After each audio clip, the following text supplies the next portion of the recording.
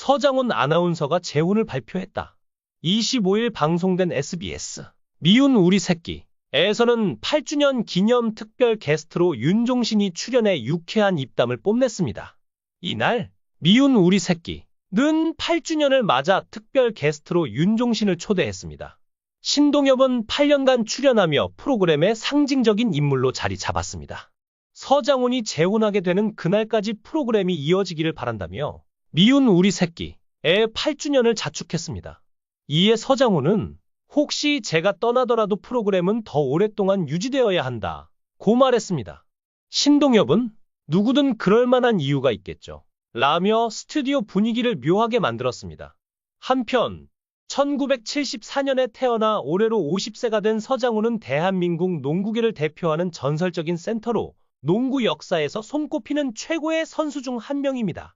은퇴 후에는 방송 활동을 시작하며 강호동과 함께 운동선수 출신 예능인의 길을 이어가고 있습니다. 방송을 통해 서장훈은 농구 레전드, 결벽증남, 빌딩 부자 등 다양한 별명을 얻으며 많은 사람들의 사랑을 받고 있습니다. 서장훈은 2009년 전 KBS 아나운서이자 자신보다 9살 어린 오정연과 결혼했습니다. 두 사람은 2008년 1월 KBS 프로그램 비바 점프볼에서 MC로 처음 만났으며 이후 공통의 지인을 통해 우연히 한자리에 모이게 되면서 서로에게 호감을 느끼기 시작했습니다. 서장훈의 약 4개월간 이어진 끈질긴 고백은 결국 오정연의 마음을 열었고 두 사람은 그렇게 진지한 연애를 시작했습니다. 처음에는 비밀스럽게 연애를 이어갔지만 한 언론 매체를 통해 열애설이 보도되면서 관계가 공개되었습니다.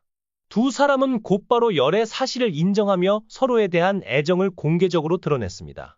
당시 오정연은 서장훈을 터프하고 역동적이지만 내 앞에서는 부드럽고 자상한 남자친구라고 표현하며 그의 매력을 극찬했습니다.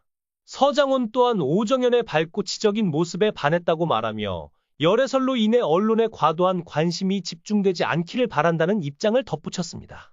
이는 서장훈이 오정연을 얼마나 아꼈는지 보여주는 동시에 대중의 조용한 응원을 바라는 마음을 나타낸 것이었습니다. 두 사람은 약 1년간의 연애 끝에 결혼에 성공했습니다. 서로에 대한 애정이 깊었던 만큼 많은 이들은 이들의 결혼 생활이 오랫동안 행복할 것이라 기대했습니다. 그러나 뜻밖에도 서장훈과 오정연은 결혼 3년 만인 2012년에 이혼을 발표했습니다. 이들의 이혼 사유는 성격 차이로 알려졌으며 구체적인 이유는 공개되지 않았습니다. 다만 오정연이 서장훈을 상대로 이혼 소송을 제기한 것으로 전해졌습니다. 최근 들어 서장훈의 재혼에 대한 입장이 다시 주목받고 있습니다. 그는 재혼을 고민하며 3년의 시간을 설정했으며 이 기간 동안 적합한 인연을 만나지 못한다면 독신으로 살아갈 가능성이 높다고 밝혔습니다. 이러한 결심의 배경에는 나이가 들어 아이를 가지게 될 경우 상대방에게 미안한 마음을 가질 수 있다는 솔직한 생각이 있었습니다. 서장훈은 여러 번 핑크빛 열애설에 휩싸인 적이 있는 인물로도 유명합니다. 그의 첫 번째 열애설 상대는 방송인 박소현으로 그녀는 오랫동안 다양한 방송 프로그램의 MC로 활동하며 많은 인기를 얻은 인물입니다. 두 사람의 열애설은 서울 청담동의 한 카페에서 함께 있는 모습이 목격되면서 시작되었습니다. 목격자들은 서장훈의 큰 키 때문에 두 사람이 쉽게 눈에 띄었다고 전했습니다.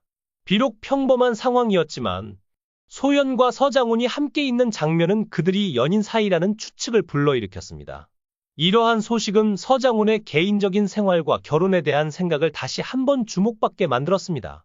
그의 재혼에 대한 고민과 그동안의 열애설은 많은 이들의 관심을 끌어왔습니다.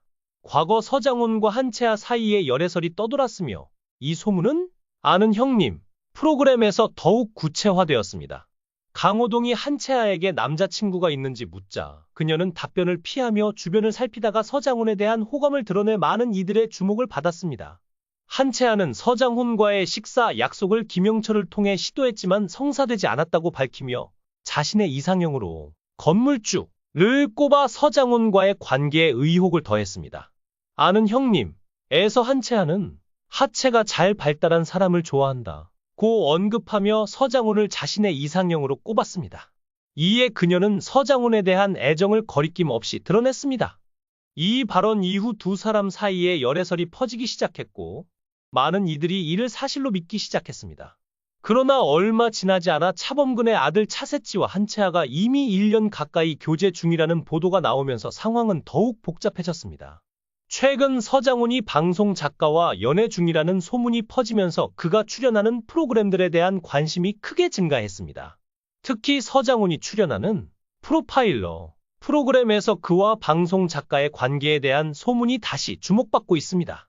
이에 대해 이진호는 서장훈이 특별한 능력을 지닌 작가와 어떤 관계가 있는지 의심하며 프로파일러에서 서장훈이 계속해서 정답을 맞히는 모습을 보고 문제 유출 가능성을 제기했습니다.